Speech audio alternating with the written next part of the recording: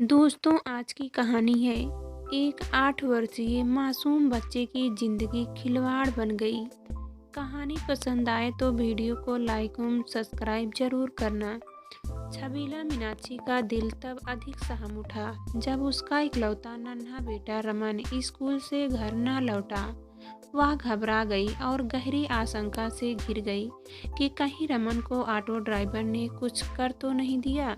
सोफे पर बैठी मीनाक्षी ने दीवार घड़ी की ओर देखा। 3 बजने वाले थे। उसने मेज पर रखा समाचार पत्र उठाया और समाचारों पर सरसरी दृष्टि डालने लगी।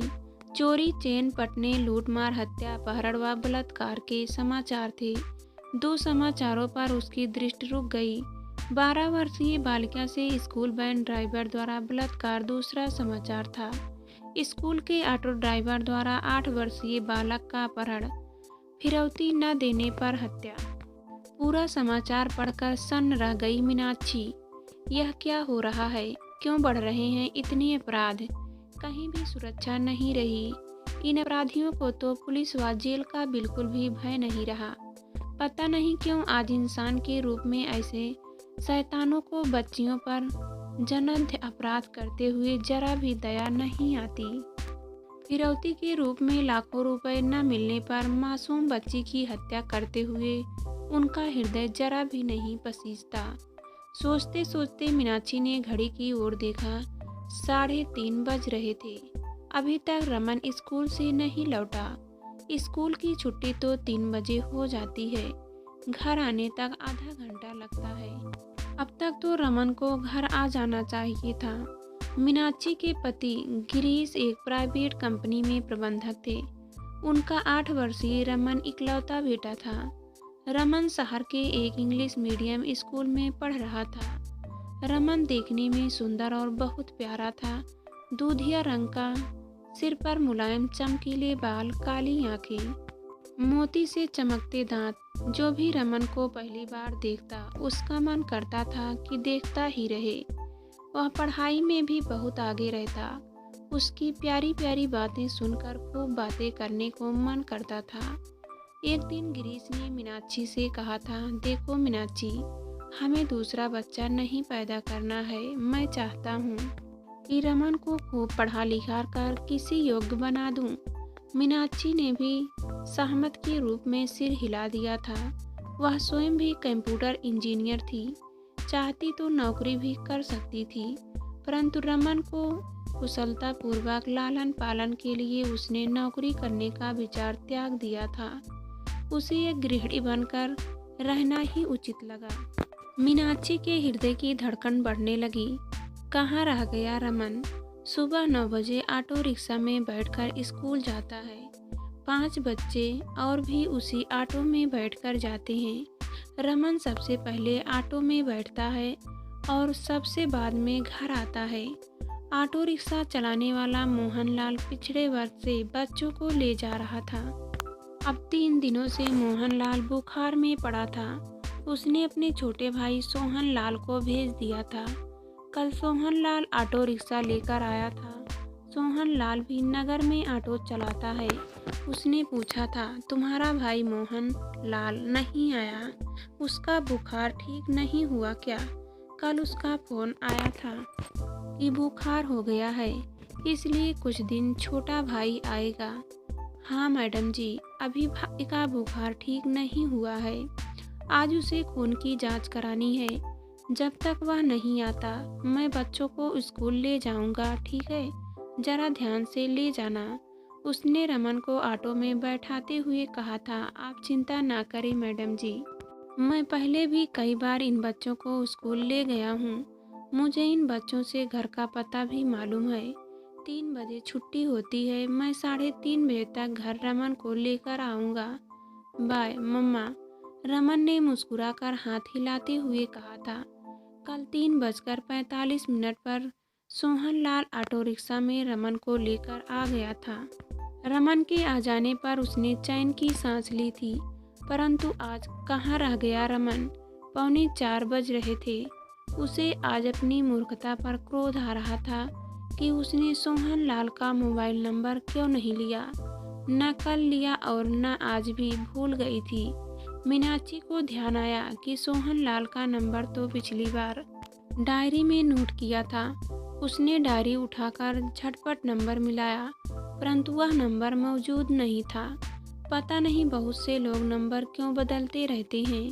उसने मोहन लाल का नंबर मिलाकर कहा, तुम्हारा भाई सोहन अभी तक रमन को लेकर नहीं आया है। पता नहीं कहाँ रह गया।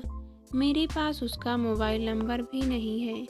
इतनी देर तो नहीं होनी चाहिए थी। मैंने उसे फ़ोन मिलाया है पर उसका फ़ोन लग नहीं रहा है, स्विच ऑफ सुनाई दे रहा है। पता नहीं क्या बात हो सकती है। उधर से मोहनलाल का भी चिंतित स्वर सुनाई दिया। मीनाक्षी ने घबराए स्वर में कहा, ओह, मुझे बहुत डर लग रहा है। पता नहीं रमन किस हाल में होगा। मैडम जी, आप चिंता ना करें, रमन बेटा आपके पास पहुंच जाएगा। हो सकता है कहीं जाम में ऑटो फंस गया हो। मोहनलाल का स्वर था। मीनाक्षी ने रमन की कक्षा में पढ़ने वाले एक बच्चे की मम्मी का मोबाइल नंबर मिलाकर कहा, मैं मीनाक्षी बोल रही हूँ। कहिए मीनाक्षी जी, कैसी हैं आप? 10 तारीख को होटल ग्रीन में किटी पार्टी है। हाँ मालूम है। मुझे यह बताओ कि आपका बेटा कमल स्कूल से आ गया है क्या? बात काट कर मीनाक्षी ने कहा, हाँ हाँ आ गया है। वह तो 3:15 बजे ही आ गया था। पर क्या बात है? आप यह क्यों पूछ रही हैं? रमन को लेकर सोहनलाल अभी तक घर नहीं आया है। क्या कह रही हो मीनाक्षी? अब तो 4 बजने को है। स्कूल से छुट्टी हुए तो 1 घंटा हो रहा है। कहाँ रह गया होगा बेटा? आजकल ज़माना बहुत ख़राब चल रहा है। रोज़ाना अखबारों में बेटी बेटों के बारे में दिल दहला देने वाले समाचार छपते रहते हैं। किस पर कितना विश्वास करे? किसी का पता क्या कि कब मन बदल जाए, दिमाग में कब शैतान घुस जाए। हमारी मजबूरी है कि हम अपने घर से चिरागों को इन जैसे लोगों के साथ भेज देते हैं। आप जल्दी से स्कूल फ़ोन करो। कहीं ऐसा ना हो कि रमन आज स्कूल में ही रह गया हो। हमारे और आपके यहाँ तो एक एक ही बच्चा है। यदि कुछ ऐसा हो गया तो नहीं। और सुन नहीं सकी मीनाक्षी। उसने एकदम फ़ोन काट दिया। उसका हृदय बुरी तरह धड़क रहा था।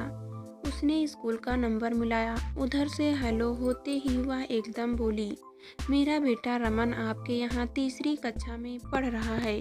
वह अभी तक घर नहीं पहुँचा। स्कूल में तो कोई बच्चा नहीं रह गया है। नहीं मैडम जी, यहाँ कोई बच्चा नहीं है। स्कूल की 3 बजे छुट्टी हो गई थी। यदि यहाँ आपका बच्चा होता तो आपको फ़ोन पर सूचना दी जाती। आपका बच्चा कैसे घर पहुँचता है? ऑटो रिक्शा में कुछ बच्चे आते जाते हैं। कल व आज ऑटो वालों का भाई आया था। ऑटो वाला मोहनलाल बीमार है। ओह मैडम, आप तुरंत पुलिस को सूचना दीजिए। इतनी देर तक बच्चा घर नहीं पहुंचा तो कुछ गलत हुआ है। कुछ पता नहीं चलता कि इंसान कब शैतान बन जाए।